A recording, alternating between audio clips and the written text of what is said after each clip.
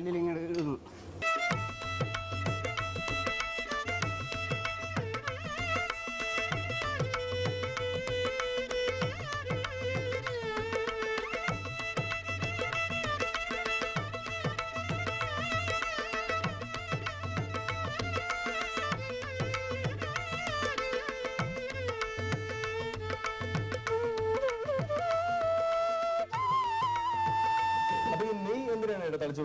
നെയ്യ് അതാണ് അതിന്റെ ഇത്. അതിന്റെ ഈ പൊടിയെല്ലാം പോയിട്ട് നല്ല സോഫ്റ്റിനും എല്ലാത്തിനായിട്ടും ടേസ്റ്റിനെല്ലാം.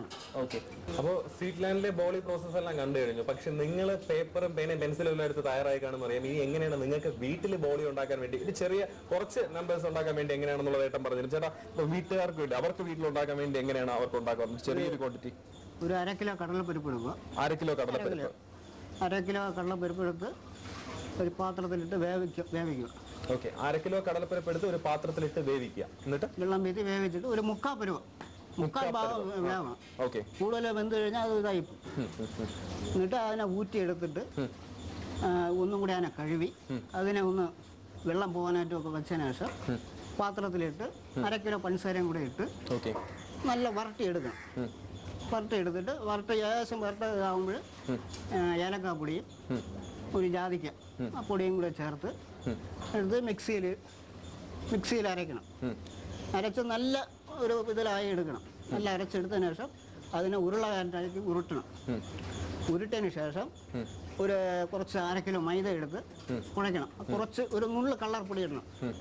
ഒരു നുള്ള് കളർപ്പൊടി ഇട്ടിട്ട് അതിനെ കുഴച്ചെടുത്ത് എന്നിട്ട് ഞാൻ നേരത്തെ കാണിച്ചതുപോലെ അതിനെ നല്ലെണ്ണയും വീത്തി എടുത്ത് ഉള്ളം കയ്യിൽ വെച്ചിട്ട് ആ ഉണ്ട അതിൽ വെച്ച് കറക്കി എടുത്ത് പരത്തുക. പരത്തുമ്പോൾ ഗവനിക്കേണ്ടത് നല്ല പ്രസ് ചെയ്ത് പരത്താൻ പാടില്ല. പ്രസ് ചെയ്ത് പരത്തി കഴിഞ്ഞാൽ അത് പലകയിൽ ഒട്ടിപ്പോവും.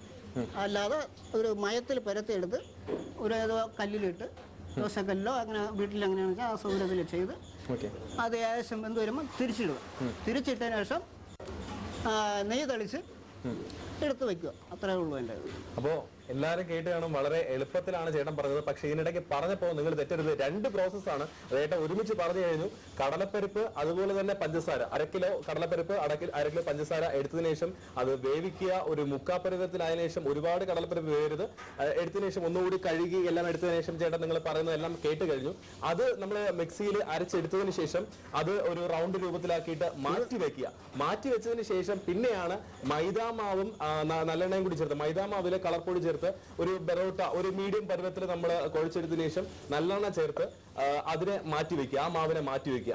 മാറ്റി വെച്ചതിന് ശേഷം അപ്പൊ 2 മാവുകളായി 2 സെക്ഷനായി. ഫസ്റ്റ് സെക്ഷനും സെക്കൻഡ് സെക്ഷനും. അപ്പൊ നമ്മൾ ആദ്യം എടുത്ത മാവ് കടലപ്പരിപ്പും അതുപോലെ തന്നെ ഇതിനെല്ലാം മിക്സ് ചെയ്ത് അരച്ചെടുത്തതിനെ റൗണ്ടാക്കി വെച്ചിട്ടുണ്ട്. അതിനെ ഇതിന്റെ അകത്തേക്ക് വെച്ചതിന് ശേഷം നമ്മൾ നേരത്തെ കണ്ടതിൽ ഈ മാവിനകത്ത് വെച്ചതിന് ശേഷം പരത്തി എടുക്കുമ്പോൾ വളരെ സോഫ്റ്റ് ആയിട്ട് പരത്തുക. അല്ലാന്നുണ്ടെങ്കിൽ അത് വല്ലാത്ത രീതിയിലേക്ക് പോകും. പിന്നെ നമ്മൾ ഇതിലേക്ക് ഇട്ടതിന് ശേഷം അടുപ്പിൽ ഇട്ടതിന് ശേഷം നെയ്യ് ഒഴിച്ചു കൊടുക്കുക അതിന്റെ ഒരു സോഫ്റ്റ്നെസ്സിന് വേണ്ടി. അപ്പോൾ പിന്നെ എടുത്ത് മാറ്റി വെച്ചാൽ നമ്മുടെ ബോളി റെഡി. അപ്പോൾ വീട്ടിൽ ട്രൈ ചെയ്യുക. എല്ലാവരും വീട്ടിൽ നമുക്കിപ്പം സാധാരണ സദ്യക്കെല്ലാം പോകുമ്പോൾ മാത്രം ബോളിയുടെ ആകാംക്ഷയെ കാത്തിരിക്കാറുണ്ട്. പക്ഷെ വീട്ടിൽ ട്രൈ ചെയ്തിട്ട് നിങ്ങൾ എന്തായാലും നിങ്ങളുടെ ബോളിയുടെ രഹസ്യം എന്തെങ്കിലും അഡീഷൻ ചേർത്തപ്പോൾ ഇതിനിടയ്ക്ക് എന്തെങ്കിലും ചേരുവകൾ നിങ്ങൾ ചേർത്തപ്പോൾ അല്പം കൂടി രുചികരമാണെങ്കിൽ അതും ഞങ്ങളെ എഴുതി അറിയിക്കുക. ഇനി മറ്റൊരു വിഭവത്തിലേക്ക് പോകാം.